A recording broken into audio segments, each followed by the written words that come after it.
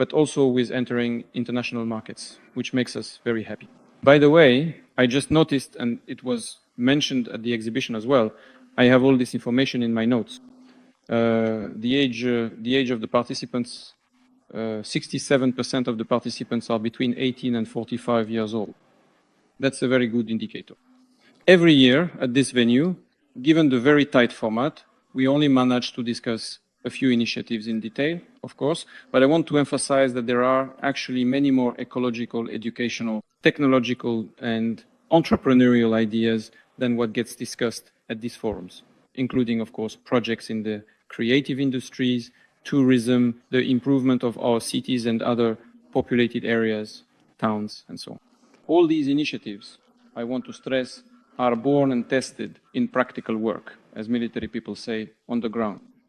At the same time, I would like to know that every year, thousands of the best ideas receive concrete support. Their teams and leaders are provided with educational and methodological assistance necessary for further development.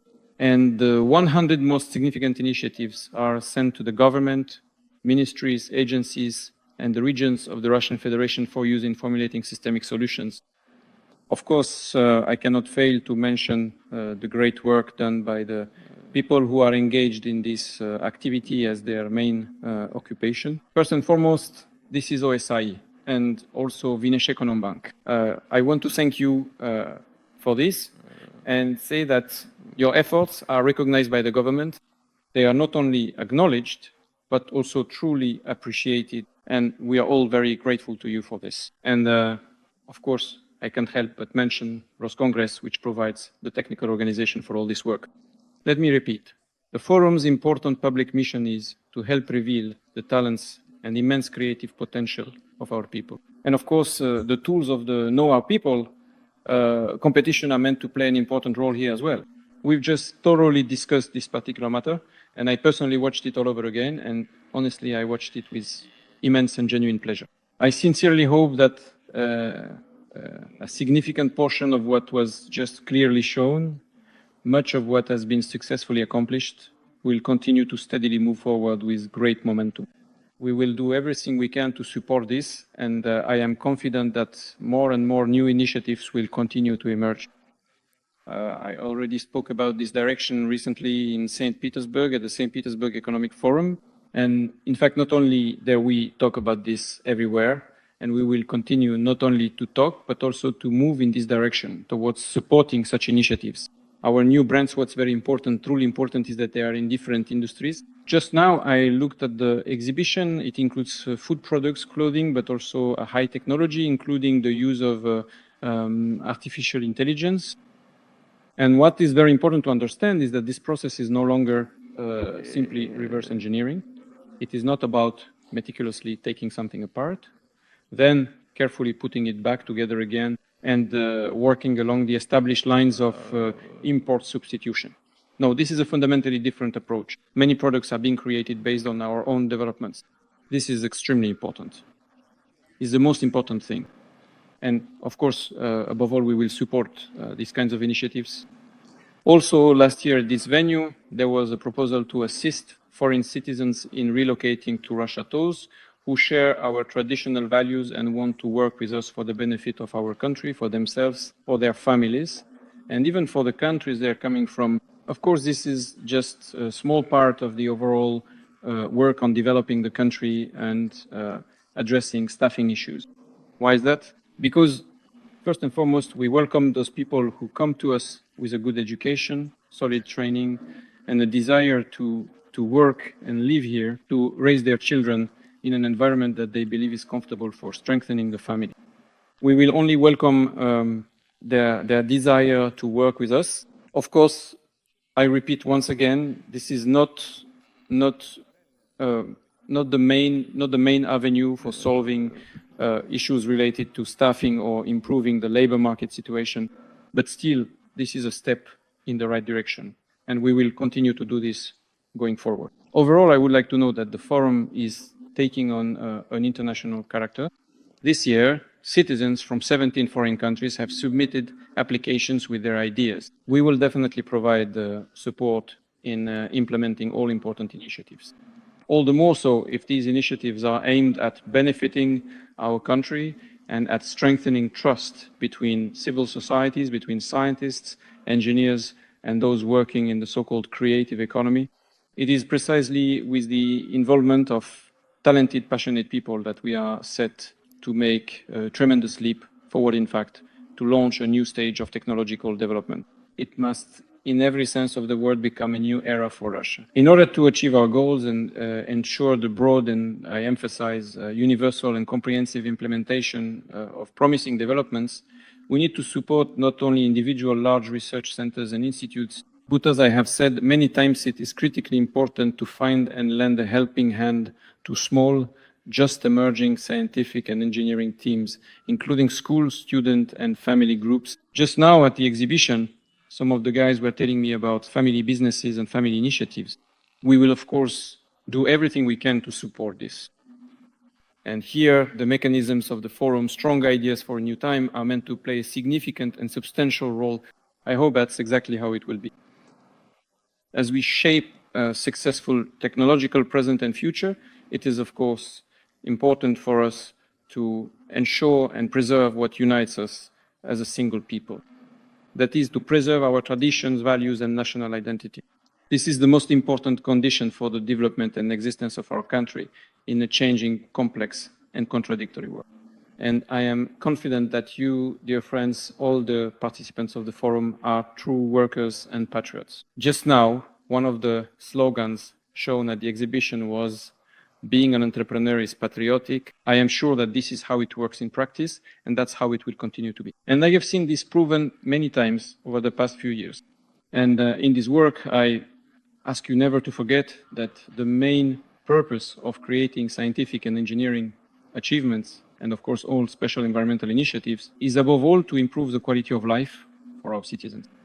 And perhaps first and foremost, for families with children. This is an extremely important area, well, really always. But in our situation, in our country, given the demographic challenges, it is doubly, even triply important. You know, I would really like to ask you, in the course of your work across all sorts of different areas, since you work in completely different fields, you are creative, intelligent people, and you will always find a way to promote the family, the large family, and support for motherhood and childhood.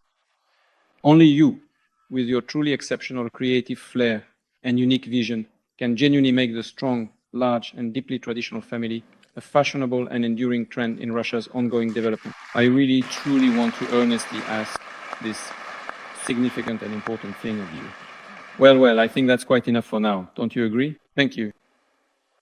Vladimir Vladimirovich, thank you very much. You already mentioned that we met at the exhibition, which took place before our plenary session and was dedicated to initiatives in the field of entrepreneurship.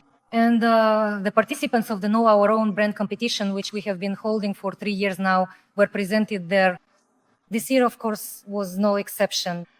And I will certainly support Vladimir Vladimirovich's points. It would seem that we were looking at entrepreneurial projects, and colleagues were talking about their products, about the brands they had created. You know, every speaker talked about their family, talked about their children. There were a lot of work in dynasties where both the spouse and the children are already involved in the business. This, of course, is very encouraging.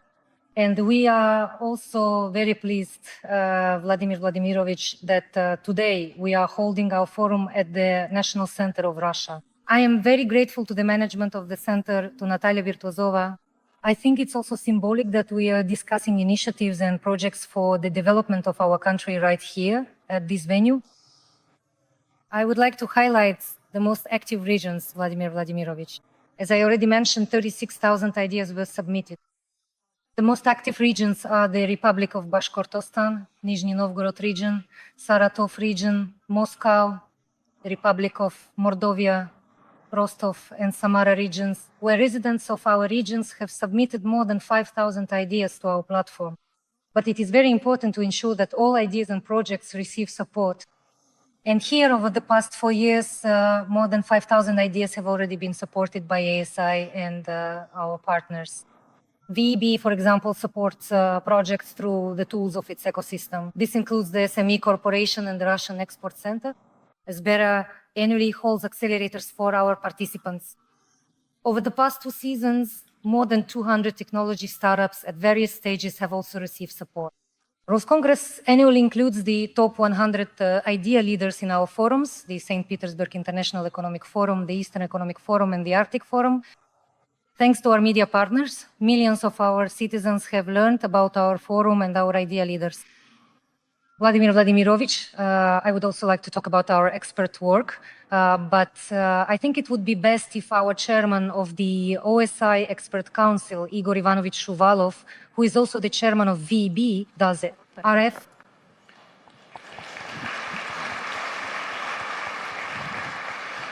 Dear Vladimir Vladimirovich, of course, our event, which takes place once a year, is a key event because for those who present their brands in the Know Our People competition and for those who present their ideas, for them, despite all the work we do, it is, of course, important to showcase their products, to show how people actually work within their enterprises. And behind them stand entire teams. They are showcasing the products of their teams. And this initiative, which we carry out together with Svetlana, with a large number of people, with many experts, and with the leadership of the constituent entities of the Russian Federation, this work is carried out non-stop throughout the year. And of course, I'll say once again that the event itself, the forum itself, is the most important event. But throughout the year, we work actively right up until the forum itself. And starting literally tomorrow, we will begin preparing the final event for NGOs for the Know Our People competition. The finalists will be determined in just a few days on the 17th. And then, once again, our traditional work, continuous trips with a large business group to the regions. We will be meeting with representatives from higher education, as well as small and medium-sized businesses and Russian exporters. All this work lies ahead. Svetlana mentioned that this year we received over 30,000 initiatives. And during the days when we were working together with Maxim Stanislavovich Oreshkin, we had heated debates about which initiatives to present to you in your presence. Of course, we won't be able to showcase all of them today, but as you said, the top 100 ideas, the 100 most important ideas, we will formally present to the government of the Russian Federation in order to work them out together with the ministries and agencies. We will take the most important initiatives that are ready as business plans, and we will select them for our development group, VEB, SME Corporation, REC, and other organizations. And we will look at the most significant initiatives that can be promoted within the framework of the Eastern Forum. Perhaps we will prepare something for your address, and we will work together with the presidential administration. We hope that the most outstanding initiatives will receive your support. And of course, by the next forum in St. Petersburg, we will continue to support and develop this agenda. Allow me first to report to you on some of the most important initiatives that you supported last year. I should mention that last year, when there was an initiative to develop tourism, you approached me and said, I left the government for VEB and tried to answer rather evasively. Then there was the directive to support the tourist complex in the Lipetsk region. I report funding has been secured, the corresponding agreement has been signed, and the Repets estate will receive all the necessary investments according to schedule in order to welcome tourists. This, on the one hand, is also about restoring Russian estates. The leadership of the Lipetsk region supports this project, but even the entrepreneurs themselves who earn practically nothing, The main thing now is to make sure the schedule doesn't fall behind until 2030. No, Vladimir Vladimirovich, I carried it out. we guarantee that the schedule was fully coordinated with the Repets estate and with Alexei Krapkin based on how they can receive these investments. On our part, we even wish to provide it faster, but although the amount is small, it is still very important for this project. A lot is being done in the field of tourism within the framework of the Axis. At one time, you supported the initiative for tourist trails. We took on the preparation of the draft law ourselves, and it turned out that although it sounds simple and the topic seems straightforward, it is actually a very complex and comprehensive piece of legislation that involves a wide range of legal fields. We were assisted here by the administration, the main legal department, and the lawyers of the State Duma and the Federation Council. A draft law has been created. We expect that in the coming days, this draft law will be considered in its first reading in the State Duma. The topic turned out to be complex, but extremely important for developing not only tourist trails in places where such projects are already progressing on their own, but also in areas where legislative regulation is needed, including in special zones where we must be especially careful about protecting the natural environment. For example, around Lake Baikal, where there is such a demand, but as soon as such a legislative mechanism is created, we will be able to implement it in the area of the city of Baikalsk, where VEB is responsible for establishing a large tourist zone, as well as in other places where it is needed. Also, Vladimir Vladimirovich, the issue of smart migration was raised last year by Irena Chekini, who brought this matter to your attention at that time. You signed the corresponding decree, which launched this work and made the procedure for obtaining the relevant status in the Russian Federation much simpler. By the way, it should be noted that Irena received her share of support, in quotation marks, in the countries of the European Union after she put forward this initiative. Nevertheless, she is in very good spirits, developing her career in the Russian Federation, currently studying for her master's degree at MGIMO, has obtained the relevant residence permit status, and is preparing to become a citizen of the Russian Federation. I should also tell you that as part of the preparation of the new presidential decree, Svetlana is working here with the Ministry of Internal Affairs, the Ministry of Foreign Affairs, and other agencies. And this is an important initiative that will allow this issue to be further developed. There have been many inquiries from foreign countries about the possibility of obtaining Russian Federation citizenship, perhaps through some kind of intermediate status. And I should tell you that we have received a large number of requests from farmers from Africa, white farmers, who are ready to move to the Russian Federation and are considering it because of the traditional values and the culture that exists in the Russian Federation. The kindness of the people and our traditions and orthodoxy in particular are mentioned in these appeals. These people are ready to consider the Russian Federation as a place where not only it will become their homeland, but also where they can seriously develop agriculture. In their appeals, they write that they have both the technology and the desire, and are ready to work to create a new agricultural culture in the Russian Federation. So there are all kinds of people. It's not just those we look at, those who are in high technology or have a good education. So these kinds of people also want to find a new home in the Russian Federation. Regarding the investment climate, Vladimir Vladimirovich, this topic is constantly being discussed along this line. Today, it is in high demand, by the way, at the St. Petersburg Forum, at a wide variety of events and at many different stands, both where large entrepreneurial projects and smaller ones were presented. The topic of the entrepreneurial climate is being discussed in a new way. Of course, there is a demand for this to be part of the presidential agenda. Previously, you supported the National Entrepreneurial Initiative, and under your leadership, we were able to accomplish a lot at that time. The legislation was changed. Back then, we significantly improved our position in international investment rankings. And now ASI has developed a national ranking. And now this ranking not only shows how the entrepreneurial environment is developing in the regions of the Russian Federation, but ASI also links it to the ranking of improvements in the quality of life for families. So in addition to attracting more investment, how is the situation in the region changing, and to what extent is this reflected in the quality of life of the average Russian family?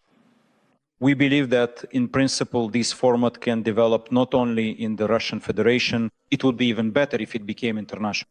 Obviously, we are not currently participating in this ranking within the framework of the World Bank. Moreover, it even has certain methodological shortcomings of its own. As a rule, only a few sectors were selected, which did not reflect the overall situation with the investment climate in the country. And usually it was just the two largest cities in the country. What ASI is doing now, of course, concerns all regions of the Russian Federation. It concerns the majority of economic sectors.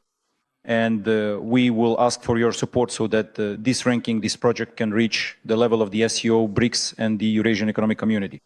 And where our competition for investment leadership will take place on such an international scale, it will motivate us, among other things, to work faster and to create this new entrepreneurial environment in the context of healthy competition with our partners in these formats. Once again, I'll mention the Eurasian Economic Community, BRICS, and the SEO. Regarding technological leadership, you set a specific task for VEB at the St. Petersburg Forum, and you just mentioned it again. We have started working with the presidential administration and the government to completely overhaul the entire range of support for technological projects. This will take us several months. As a rule, we support such projects by providing grants, debt financing, and by taking equity stakes in companies. We will look at how to make this as effective as possible for those technologies that are not only in demand within the Russian Federation, but also have export potential. We will be working on this together with the Russian Export Center. Traditionally, we work here with our partner Maxim Oreshkin, and Andrei Alexandrovich Fursenko has also joined this effort. We will be working on this together with him. Many people who are developing their expertise in this field would have liked to be represented here today. But after some discussion, we decided not to take up time. However, I will mention one entrepreneur. Carbontex is a company that manufactures fuselage coverings from advanced materials, and they believe that these modern technologies will make it possible to create state-of-the-art river and sea vessels. They approached us so that we could provide this support. So I'm reporting to you that we have taken this project on. By water, traditionally, Vladimir Vladimirovich, we always say that water is a great asset for Russia.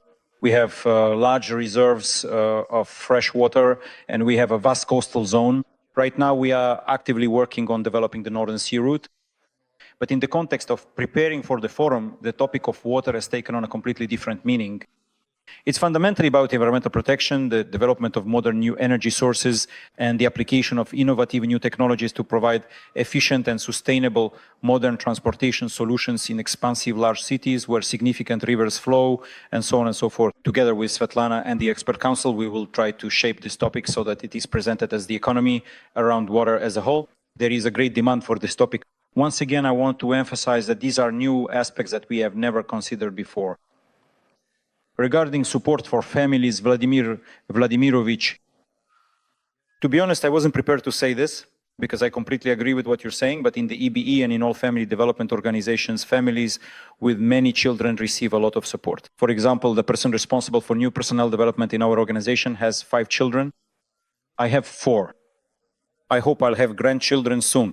And we have created a special corporate program so that those who are ready to have more children and raise worthy citizens will receive our support at the corporate level. I should also mention that Valentina Ivanovna Matvienko is constantly driving this work, inviting us and encouraging us to develop corporate programs like these. And since we're talking about families, I should also tell you, Vladimir Vladimirovich, that amid the discussion of new legislation on animal welfare, there have been many initiatives promoting humane treatment of animals. And where there is a big family, there should also be animals. We should love our little brothers. You know, people really care about this topic. Thank you very much for your attention, and I'll hand the floor back to Svetlana. Thank you. Vladimir Vladimirovich, I'd like to ask each of my deputies to present their block of initiatives. And first, I'd like to ask Georgy Belozerov to present the area of ecology and climate. Yes, sorry, Georgie. I saw a sign there. One of the participants was holding it up, suggesting ways to save or generate revenue for the budget. Rubles, right? That's what it says there. Well, trillions, all the more so. You know, you just can't ignore it. I don't even know what he's going to say, but I just can't help but start with this. Give me... Yes. The microphone. Thank you very much for noticing. Well, our projects made it into the top 1,000 ideas there. We'd like to be in the top 100. Let me explain. It's a simple action. Right now we have a project, our data economy project, in which Mikhail Vladimirovich Mishustin has assigned us the task of processing, transmitting, and forming data according to unified classification rules. That is, we have taken and digitized all the regulatory and reference information from the regulator, which is used by all economic entities to code goods, fixed assets, types of activities, various services. And we have linked it with millions of legal norms. So now we can automatically process any volume of data, let's say for end-to-end asset management. Everything related, for example, to capital expenditures in housing and utilities, we can assess let's say, we can evaluate, for instance, the effectiveness of depreciation charges, show the actual wear and tear, and how it corresponds to the legal standards. So right now, we've written to the department of Boris Yuryevich Kovalchuk. Yes. They gave us the Federal State Institution for inspection, and we showed the results. They're looking at it now, and there's definitely work to be done for the entire state enterprise. If we're talking about 5 trillion, we have about 270 trillion rubles in assets in Russia. So on average, that's about 1.5%, which, is like the state's lost income. We can actually show this money at almost any, let's say, large enterprise. So the idea is to bring assets out of the shadows and collect taxes on them, right? Yes. Well, no, we don't need to bring them out of the shadows because, in our economy, everyone is supposed to code objects and everyone does, but no one actually exchanges data code to code. And as a result, there are mistakes in the regulations. Since everything is done manually, it's barely checked. That's what happens with us. And everything will be more accurate, faster. Yes, and simpler, yes. Please say thank you to your colleague. Yes, we have projects where we can show 400 million rubles in 40 seconds. That's it. So where is your proposal? Oh, I have everything right here. Well, yes, I can, Igor Sergeyevich, if you give me any enterprise, I can show it. Igor Ivanovich. Igor Ivanovich, yes, sorry. All right. What you show about the degree of where won't save anything in the budget. Why not? Because you actually have to spend, you see? And sometimes that's not always... No, well, the degree of where is basically clear anyway. The question is where to find the money to make timely decisions to maintain the housing and utility systems and to develop them using modern technologies. But still, it's very useful, very useful. Please go ahead. Yes, thank you very much. Thank you. Thank you very much, Vladimir Vladimirovich, for the opportunity to talk about how the National Environmental and Climate Initiative began its work, which was launched following the decision of the Supervisory Board at the agency. A considerable number of ideas have already been submitted to this forum. About 4,000 ideas were submitted from 4 countries, both nearby and distant. Belarus, Moldova, India, and Ethiopia participated in the work and in proposing ideas. The main thing is, what do we see from the analysis of the ideas that have been submitted? First, citizens understand very well how important nature is and that it cannot simply be treated as a source of raw materials or minerals or exploited. Second, citizens are very interested in joining forces with the government and businesses in order to work with nature, including jointly investing in increasing natural wealth, restoring forests, cleaning rivers, and much more. Citizens take the issue of urban health very seriously, and there are a lot of ideas and proposals specifically related to developing such a healthy environment in populated areas. Among them, I can mention, we won't be able to show all of them here, only 2 of the most significant ones. But at the same time, I would like to ask for the opportunity to highlight a few ideas that are very important and could have great potential. This is the idea of bio and neurocities, which are based on the works of both Russian and Soviet scientists. This includes academician Bekhterev, as well as works that gave rise to the Russian architectural style and the overall organization of cities constructivism, because today this has new prospects and a new interpretation. And there really is a lot here, and it was initiated specifically in Russia more than 100 years ago. These are ideas put forward by Vladimir Shokin and Anna Linko. Vladimir Shokin is a developer who is directly involved in the construction of facilities in cities. And Anna Linko, who, together with the leadership of Nizhny Novgorod, is creating precisely such biological clusters within cities, which make it possible to transform abandoned ravine areas into bioproductive spaces, places where people can enjoy walking, breathe fresh air, and spend time. The second incredibly important direction, which many people enthusiastically supported, is the maximum possible reduction of the solid household waste recycling cycle, extending up to the genuine possibility of recycling something directly at home or, for instance, within the immediate neighborhood, perhaps in the form of community cooperatives that can efficiently handle this complex process. Well, first of all, today's technologies make it possible to create very compact devices that can process both polymers and even organic waste, which can be used right away. For example, in any household, we always need things like clothespins, table legs, or whatever else you can think of. And these technologies can allow for a very quick return of materials into circulation and encourage environmentally friendly behavior among citizens. This is a great prospect that will reduce the burden on municipal services in terms of logistics and waste disposal on the one hand, and on the other hand will increase interest and opportunities, including earning potential for citizens. These ideas were proposed to us by Anton Turchenko and Sergei Tushev. They are the creators of the Ekotachka project. This is something that has already started working and something that now can and should be expanded and replicated, providing the right conditions for its development. The next major area is everything related to new biomaterials.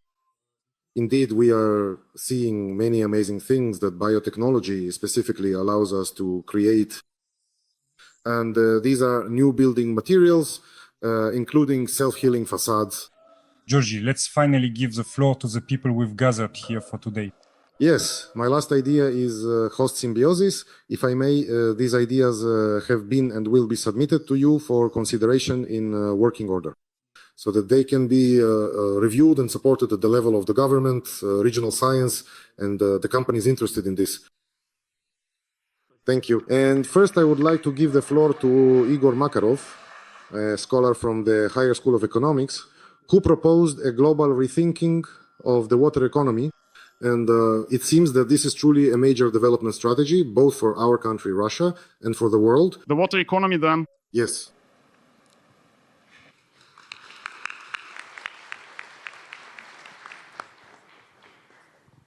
Dear Vladimir Vladimirovich, my name is Igor Makarov. I am the head of the Department of World Economy and the head of the Laboratory for the Economics of Climate Change at the Higher School of Economics. I would like to present an idea called Russia's water potential. In fact, more than 1 billion people around the world already live in areas suffering from water scarcity. By the middle of the 21st century, that will be 2/3 of the population. Some might say that water is worthless, but in reality, many countries are already paying the price for water shortages they pay with increased disease rates, with ecosystem degradation, with the loss of biodiversity. Water is an extremely valuable economic asset, and the value of this asset is only increasing over time. Russia possesses 20% of the world's reserves of this strategic asset, and of course has every opportunity to become the water superpower of the 21st century. But for that, a strategy is needed. A comprehensive strategy for leveraging the competitive advantages associated with our abundance of fresh water and its rational use. And this strategy could consist of 4 components. The first component is accounting for and assessing the water footprint of our production. We need to understand how much water is used to produce a particular product. And we need to understand this in order to implement the second component. This is the creation of economic incentives for rational water use. For example, by setting water consumption standards based on the best available technologies, taking into account our technical and engineering potential, while at the same time restricting polluting water management practices. The third component is the development of modern technologies, primarily related to water conservation and water purification. This is a huge and rapidly growing market. And, modern technologies not only make it possible to use water without any negative impact on it, but in principle, even to return water to bodies of water cleaner than it was when it was originally taken. Of course, we would like to support such technologies. And finally, the fourth component. The fourth component is the creation of mechanisms for investing in the water sector involving the government, businesses, and the public. Overall, the entire strategy is aimed at making water an investment attractive segment of the economy, and at the same time, making rational water use the new standard for economic activity. If we succeed in this, then we will be able to effectively use our competitive advantages, our national wealth, our true blue gold. Thank you.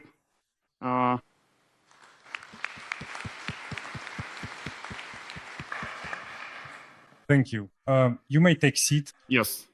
I would like to give the floor to Anastasia Timuro, a farmer, mother of farmers, wife of a farmer, and daughter of farmers from the Zaporizhzhia region, Melitopol. All right. May I respond to what my colleague just said? Please have a seat. And you please take a seat as well. Indeed, this is a tremendous wealth for Russia. And in this regard, we have significant competitive advantages. That's absolutely true. Because you see, international experts provide several assessments of the situation and the water security of different countries. You surely know this.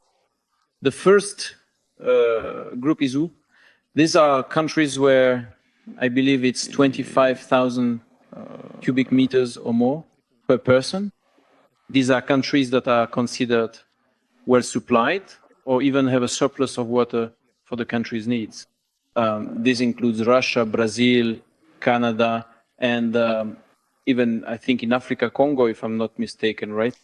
Countries like these.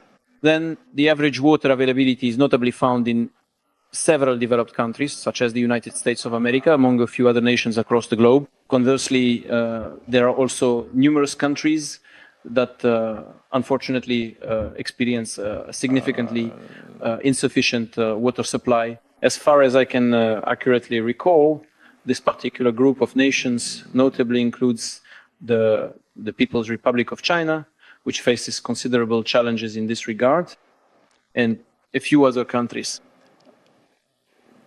Mexico, I think, right. We have good water resources, but it is absolutely essential to act in the most rational way possible. Here, I agree with you. You've outlined these several parameters. Of course, we need to adhere to them. If we use water specifically as a resource for economic development, we need to proceed from the fact that, on the one hand, we seem to have sufficient water, but on the other hand, its distribution is uneven. For example, in the south of the country, there isn't enough water. And in the central part, where the population density is highest, there can also be problems. There is plenty of water in places like Siberia, but even there, we need to act in such a way as not to disrupt the established balance. Look, not so long ago, we were pleased that we had a surplus of electricity in some regions, but then people started actively engaging in mining there, and governors began complaining to me that they no longer had enough electricity for the development of their respective regions. We were forced to make certain decisions regarding mining. The same applies to the use of water resources. And without a doubt, we still need to look at how and for what purposes water is being used. Because if we use this resource for industrial development, which is what we're talking about, we need to keep in mind that 50% of all water consumption goes specifically to industry. And if we take that 50% as 100, then 75% of it is used by the energy sector. We simply need to keep this in mind. As for agriculture, for example, agriculture accounts for only about 2% and irrigation for 3%. Irrigation apparently is meant in a broad sense. It includes irrigation in cities and so on. We also need to keep this balance in mind and take it into account when implementing those programs that can and should arise based on your proposals and developments. Overall, of course, this resource must be used efficiently, and we need to be very careful when making any large-scale decisions. In Soviet times, as you surely know, I'm sure we all know, there were ideas about diverting Siberian rivers and so on and so forth. We need to be extremely careful when it comes to the use of water from our largest rivers. We understand what we are talking about. We must approach this with the utmost care. But overall, of course, if we want to use this resource to increase our competitiveness, we must do so only rationally, including by utilizing your ideas and developments. Thank you very much.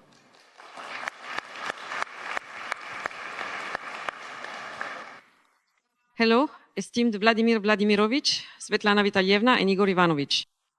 I am Anastasia Daimura, a farmer from the city of Melitopol, and the head of the People's Farmer Association of the Zaporizhia region.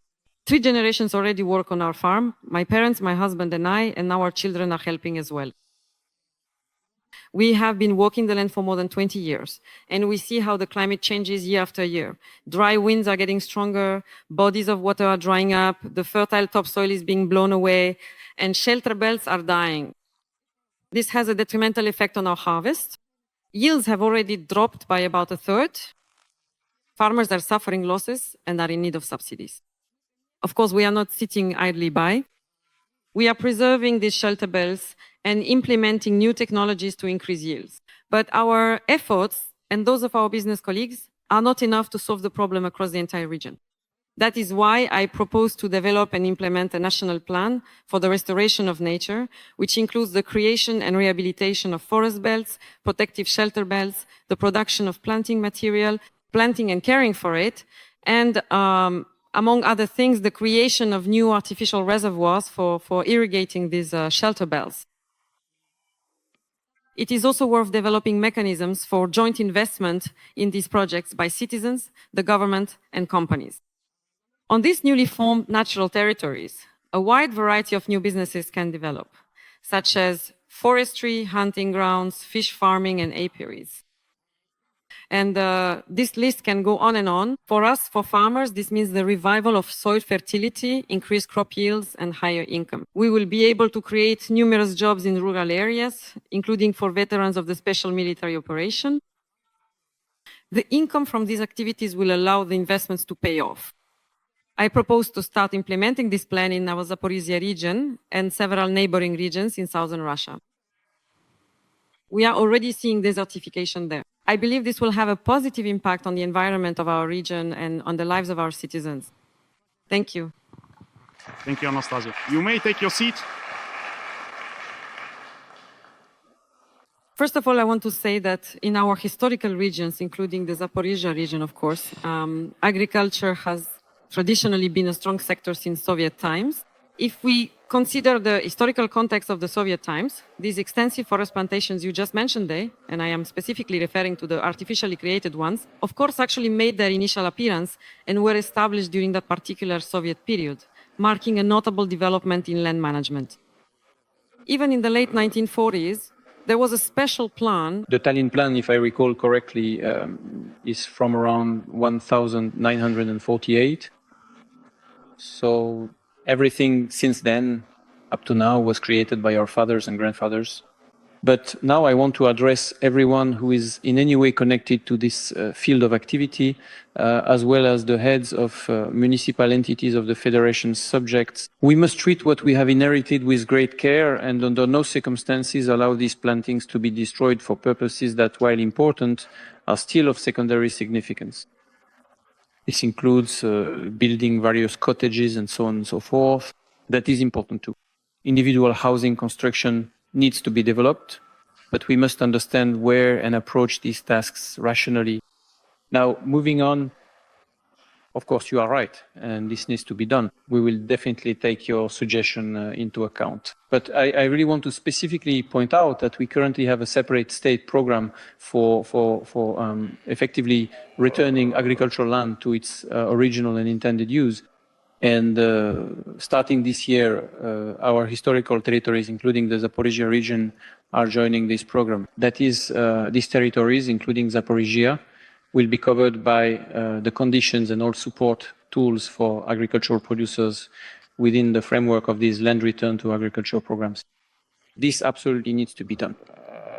And I ask the government to pay attention to this so that these opportunities are not just formally extended to, among others, the Zaporizhia region, but that real assistance is provided to you and your colleagues working in this field. Overall, the idea is, of course, correct and good, and we will support it in every possible way. Thank you.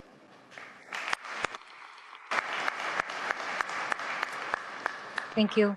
Vladimir Vladimirovich, I would like to invite the next 2 leaders from the technological development track. And first, I would like to give the floor to Sergei Vasilievich Rybak, General Director of the Nature and People Foundation, with an idea for using unmanned aerial systems in specially protected areas please. Dear Vladimir Vladimirovich, together with our partners, we are engaged in saving rare species of Arctic foxes, whales, Saker falcons, and Russian desmans, fighting forest fires, and also helping Russian companies with sustainable development. The vast territory of our country and the minimal low population density contribute to the fact that our state's economy is a world leader in ecological balance. In order to preserve this, we need to use technological solutions. Today, artificial intelligence has already been mentioned. Artificial intelligence and machine learning allow us to automate the decision-making process in this field. Robots allow us to reach places where no human has ever set foot before. It is necessary to use mechanisms of public-private partnership and investment. In order to minimize expenses at all budget levels, as well as losses from natural disasters and catastrophes, it is proposed within the framework of public civil procurement to pay special attention to the development of domestic unmanned technology. We are implementing a pilot project in the territory of the Federal State Budgetary Institution Zapovednoye Pribaykalye. This is our beloved Baikal. The Irkutsk region has also been mentioned a lot today. The first stage involves the use of robotic technology in order to update application models, as well as to verify and optimize the financial models of what we are doing there. In fact, we have something to fly, we have people to fly, and we know where. Now the question is, accordingly, what for and how much it will cost. According to our calculations, the savings from this project alone will amount to about 100 million rubles per year. The saved funds will be used to improve working conditions and equipment for the employees working in this area. We believe that this example can be expanded to the entire protected area system, as well as to the forestry and water sectors. With your support, we ask the government of the Russian Federation, the Agency for Strategic Initiatives, and WEB, the Russian Federation and regional executive authorities to develop a program for the robotization of the country's natural resource management complex and to take this into account when... Which complexes? Natural resource management complexes. So that this can be taken into account in the national security and development strategy, as well as in national projects. We also ask that our initiative be included in the national project for environmental well-being. Thank you very much.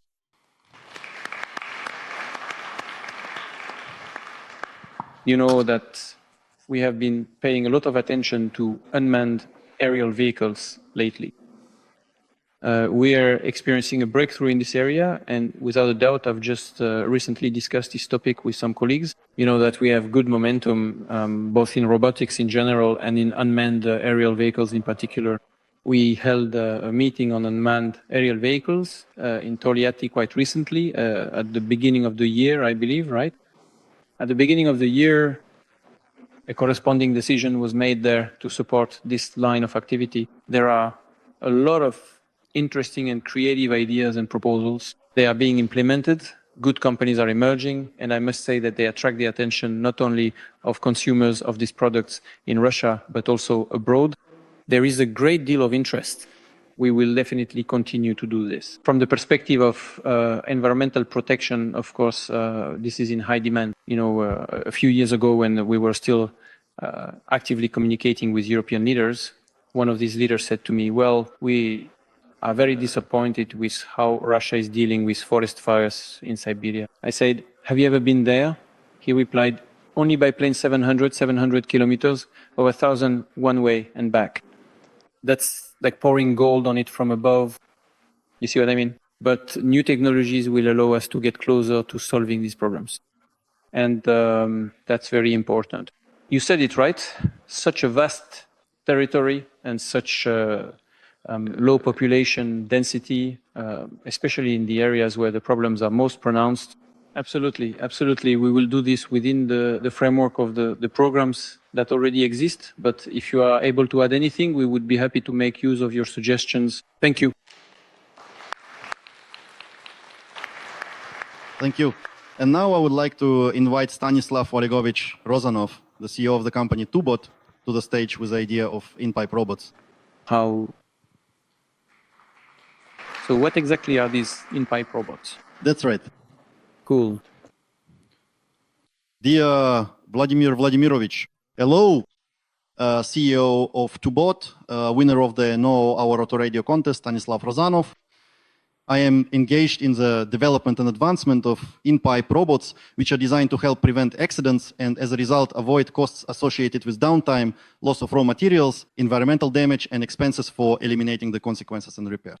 Russia has the longest pipeline network in the world, which carries a huge volume of cargo. And this part of the network is worn out.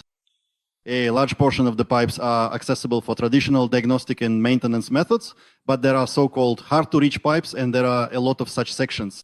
These can be pipes located under buildings, structures, underwater, or beneath railways, where working is difficult, expensive, and sometimes impossible. And that's where robots come to our aid. They move directly inside the pipe and perform processes related to diagnostics, repair, treatment, and cleaning. Robots can detect defects inside the pipe and thus help save significant costs, because now the entire pipe doesn't need to be replaced. It's enough to carry out just a local repair. As a result, the residents of the country receive high-quality resources without downtime, without dug-up courtyards, with optimized utility costs, and with minimal environmental impact. The robots I work with are capable of traversing vertical sections and multiple turns, which means they can access not only straight segments, but also so-called pipes with complex geometry. Another important distinction is that we have models with the highest level of explosion protection. This means that the robot can be used in pipelines with a high residual concentration of gas mixtures and petroleum products without the risk of fire or explosions. Robots are already being used, but for their wider adoption, it is necessary to develop an industry-wide demand and, if possible, support measures similar to those that became available thanks to you for industrial robotics within the framework of the national project. Thank you very much for your attention.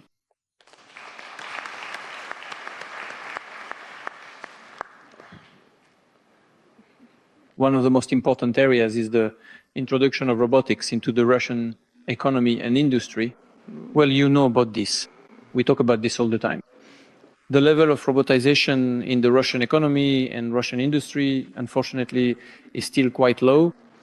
This is one of the key areas of our development. Here, to a certain extent, it also addresses the staffing issue as well as questions related to ensuring safety in industry. Now, as you mentioned, your robots are being used for pipe inspection and so on. Of course, this significantly improves both the quality of work and ensures safety. However, there are certain areas of activity where, well, assault unit fighters use pipes without any robots and operate quite effectively. But that's a unique exceptional case. But overall, in industry, they are certainly in high demand. And just now, your colleague was talking about unmanned technology. Well, basically, those are robots too, right? But the point is that we need to develop them more broadly. They shouldn't just be aerial vehicles. They should also include unmanned vehicles at sea, underwater, automotive robots, railway, and so on unmanned vehicles. And that's also an area where you can apply your expertise. You've already found applications I know about that. I've already received reports from colleagues in the government and from various companies about how they're using I believe these are your inventions, your robots. And in general, any step in this direction overall enriches this field with additional technologies and new ideas. That's very important, especially with the use of artificial intelligence. This will develop and is already developing in the most interesting and rapid way. There's only one thing that's important here. An American science fiction writer already mentioned this once in his book Round Dance, I think back in the 1940s, in either 1942 or 1943. By the way, he was of Russian, or rather Russian descent. The main thing is that a robot should not harm a human being. But here is the opposite. Your proposals, in fact, actually reduce risks for people. And in these areas, without a doubt, especially as you just mentioned, for example, using them during fires or in hazardous industries, of course, we will expand on this. And if it's possible to broaden your proposals and the support measures that already exist, we will definitely do so. Thank you.